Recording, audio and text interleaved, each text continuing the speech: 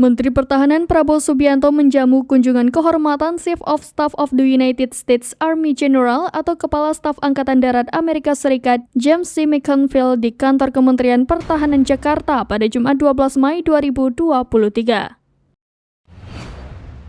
Awalnya, Kasat Amerika Serikat disambut dengan jajar kehormatan di lapangan Bhinneka Tunggal Ika Kemhan. Kedatangannya beserta para delegasi ini merupakan kunjungan kedua setelah kunjungan ke Jakarta pada Desember 2020 lalu.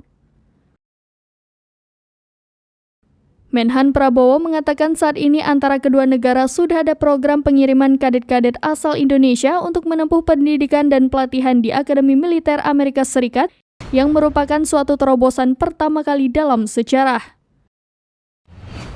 Menhan Prabowo pun menjelaskan bahwa selama puluhan tahun hubungan dan kerjasama antara Indonesia dengan Amerika Serikat telah terjalin dengan baik di bidang pendidikan, latihan, dan pertukaran personil. Adanya pertemuan ini adalah untuk kembali melanjutkan hubungan baik yang telah dibina selama ini.